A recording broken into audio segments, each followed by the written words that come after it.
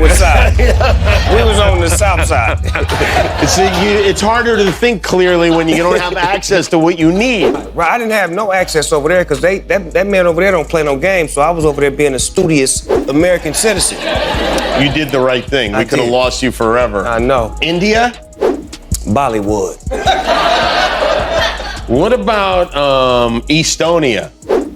Estonia. It's got Stony right in there. I'm pretty sure I got some people over there. He has just confirmed that the family of Tupac Shakur is investigating a potential link between Tupac and Sean Diddy Combs. This coming from attorney Alex Spiro, who represents Tupac's family. Now, this investigation had been previously reported by unnamed sources, but earlier today, Spiro confirmed to our court TV that he and a team of investigators has been hired. Sean Combs allegedly had business dealings with Dwayne Keefe D. Davis, who will go on trial next March for the Tupac. This was back in 1996. Some have speculated that Diddy ordered Tupac's death. That, of course, is just a theory at this point, and we are monitoring the developments in both. Watch how federal agents took Sean Diddy Combs into custody. He's seen in this video entering the Park Hyatt Hotel in Midtown Manhattan with others when agents from Homeland Security Investigations approach and separate, place Combs under arrest and lead him out the front door in handcuffs. His lawyer said Combs had come to New York 2 weeks earlier with the intention of turning himself in. He did not expect the agents to be waiting at his hotel last Monday night. Why doesn't the government want him to turn himself in? Because then they can't ask for detention. So they go and they arrest a guy who came to New York to turn himself in. 1, 2, 3. A day earlier, Combs seen out and about in New York with his family, seemingly. He says Combs' life could still be in danger there. And that former warden is Cameron Lindsay, and she joins me now. Cameron, great to have you here. We just read it out loud. One lawyer for one inmate called the MDC overcrowded and understaffed, hell on earth. Combs' own lawyers called it horrific. Why are conditions so bad there? Well, it's been a number of years since I've been in the Metropolitan Detention Center, but what I can tell you is New York City, being the biggest, most populated city in America, the MDC has a difficult time recruiting and retaining staff. So one of the key issues is a lack of staffing. And it would be unfair for me not to mention that the vast majority of MDC staff are hardworking, salt of the earth, well-trained people. I know many of them. They're fantastic people.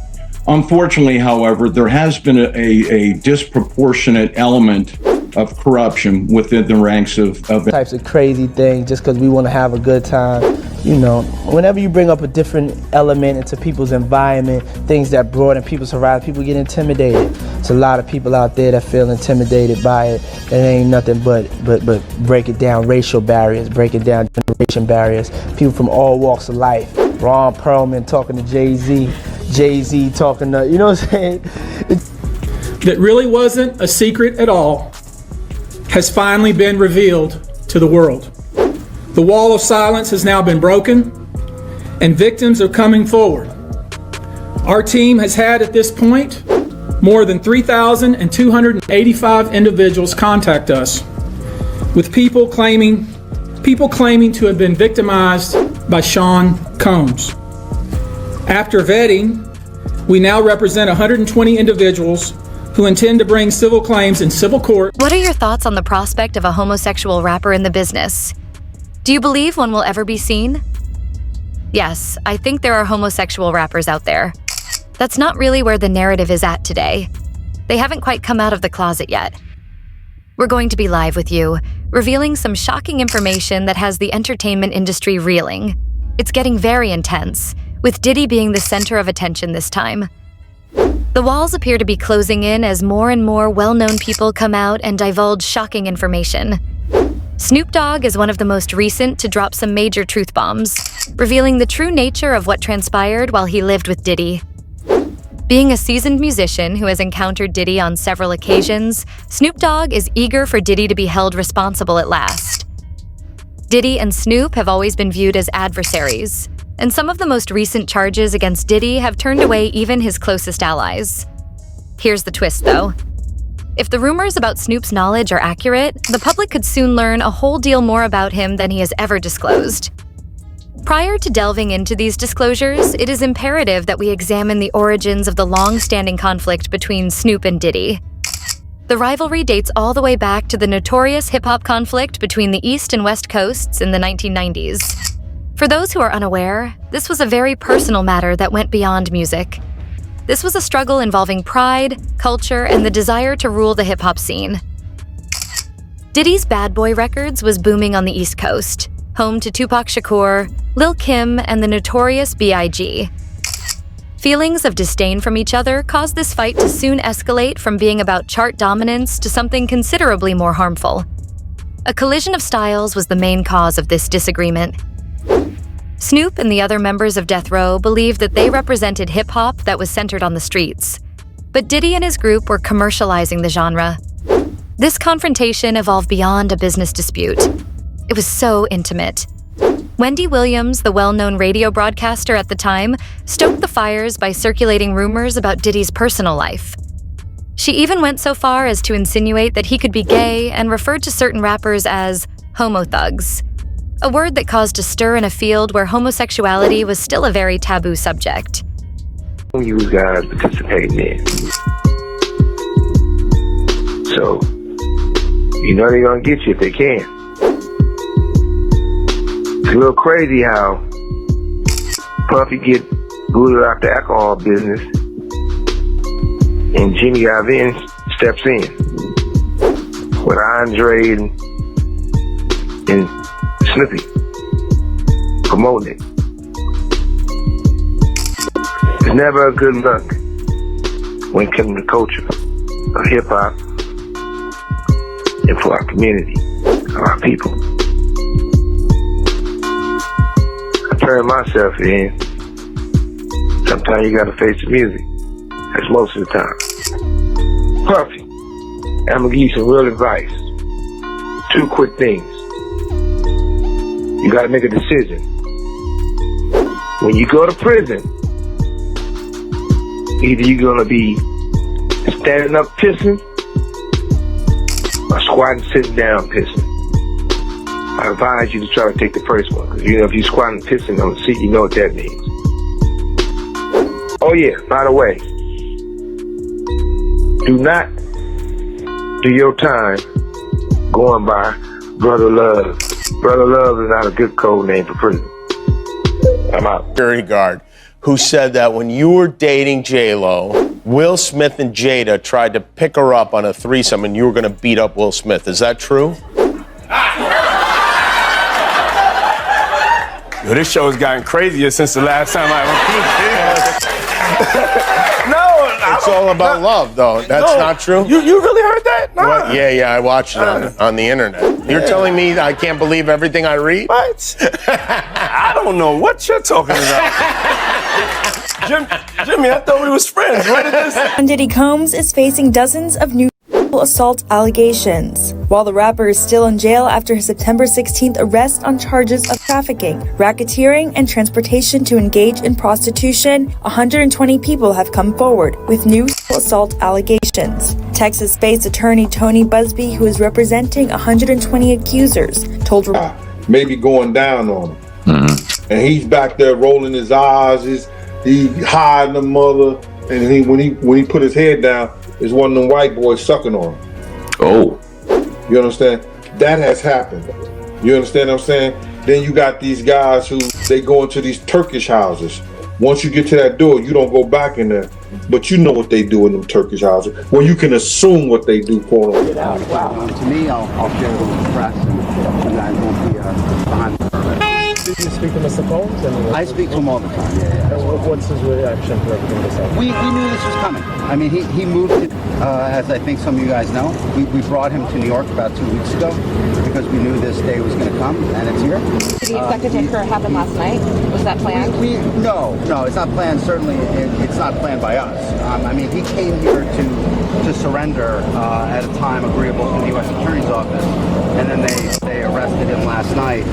I spent the evening with him. I was with him until about 1 o'clock. His spirits are good. He's confident. He is dealing with this head on, the way he's dealt with every challenge in his life, and he's not guilty. He's innocent of these charges. We know what the charges are going to be. without seeing the indictment. It's going to be a story we're following, and of course we're trying. Hey man, that's for damn sure. Freak off them guy. Told your world up. But you know what happened? You should have never sued the liquor company. That's where you f***ed up. You don't give a f*** about you tearing up booty holes. You when you sued the liquor company, because the liquor company is owned by the biggest conglomerate on earth, the BlackRock. You done bit off the hand that was feeding you, and now you done chop both your feet and your hand off, and your head's coming next. You was making money with your just shut. You just thought your ego got out of whack because you was controlling everything at them freak parties. Now you think you control the hand that's feeding you. You stupid mother. He sued the liquor company May 2023. November 2023, Cassie come up with the lawsuit. Connect the dots. Cassie got 2 checks. She got a check from the liquor company people that put her up to doing that shit.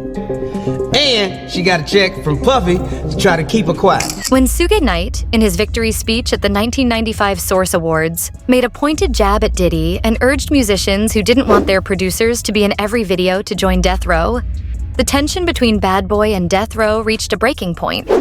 This was a clear dig at Diddy, who was well known for regularly showing up in the music videos of his musicians.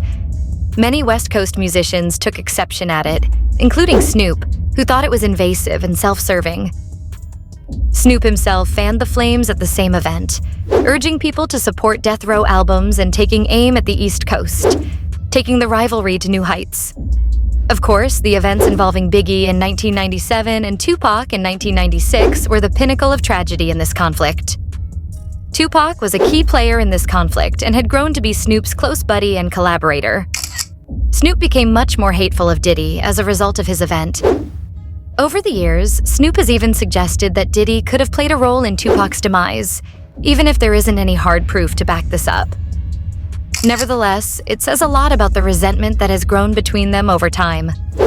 Snoop continued to be critical of Diddy, especially with regard to his ostentatious and commercial character, even after time passed and the public rivalry appeared to fade. Diddy symbolized hip-hop's commercialization to Snoop, something Snoop bitterly opposed as he was adamant about maintaining his street cred and West Coast origins.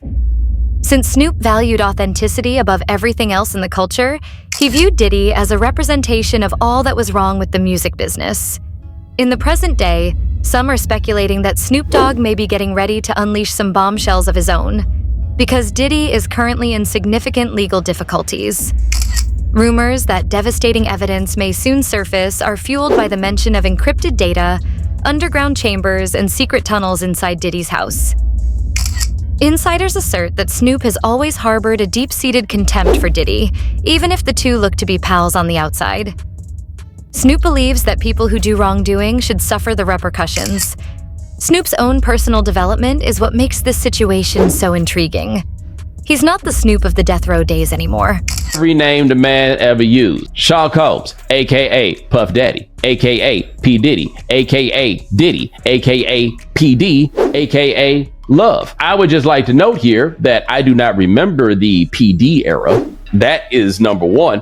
And number two, shockingly, for those of us who are old enough to remember when he was Puffy, Puffy did not make this. And it appears Puffy did not make this, I guess because he stopped calling himself Puffy way before the allegations in the paperwork. And basically what they are saying is that up until 2008, there was this dude that by and large was like a record company executive.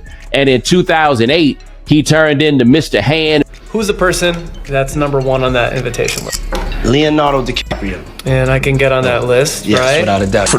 It's not so cool when you start the own thing. You see what I'm saying? So I made a lot of money with them too. Like, there's a point, they did a deal that mirrored what Puffy's deal with Diageo was for Ciroc. So he didn't have ownership of that at any point, but he was getting a lot of money, like almost like $60 million a year at one point. So you see him go to daily on is when you see him have some issues. And these people have really strong relationships. Don't think that the civil case doesn't turn into a criminal case faster because he's making them uncomfortable.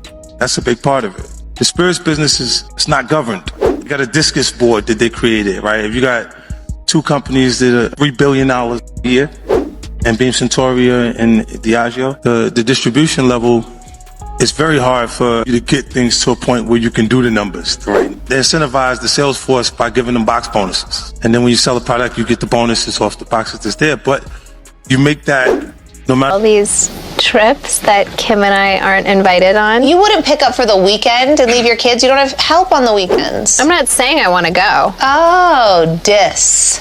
So who was with you this weekend? A bunch of my friends. Diddy, Quincy, Justin Bieber, so far French so good. Montana. Half the people you're naming. No. Are you drinking, Chloe? No. You have to get these margaritas out of here. Why aren't you drinking? Yeah, but Last night. She didn't go to bed. I haven't been to bed yet. you haven't. I want to be Chloe when I grow up, Court. Oh, you're just so little. Like my balls are just going. I got on a plane at 5:30 a.m. Well, this party. I think half the people there were butt naked. You would have loved it. Yeah, I am crazy. Pray for the young people. You know what this is. It's not a game. And please understand very clearly, there is zero woosah moments, me talking about situations for over more than a decade and a half, and then all of a sudden everybody woke up like, whoa, yo, we thought you were crazy. Yeah, I am crazy. I'm crazy to tell a mother on 3 forms of public transportation across a bridge to get to work to support me that, hey, I may have to pass on these opportunities for scholarships because I'm gonna write a song and we're gonna eat for the rest of our lives. That's crazy. But what I am not is a liar. That I'm not. All I did was give the science. I was ignored, laughed at, ridiculed, things of that nature. But that's okay. My God is so much bigger that my God got me. And I got you. Forward with new allegations against hip-hop mogul Sean Diddy Combs. They plan to file civil lawsuits against Combs, with the claims ranging from minors. Combs is now in federal prison awaiting trial on charges that include sticking. Houston-based attorney Tony Busby says he'll represent 120 people who claim to have been victimized by Combs and his associates. One of those victims says he was just 9 years old when Combs allegedly assaulted him. They are afraid of retaliation from the perpetrators and their associates. They are rightly afraid for their own personal safety. I expect that through this process, many powerful people will be exposed. Many dirty secrets will be revealed. Combs' attorneys have not commented on the potential lawsuits, and the cases are expected to be filed. Deeply ingrained in the gangster lifestyle, Snoop has experienced a personal metamorphosis.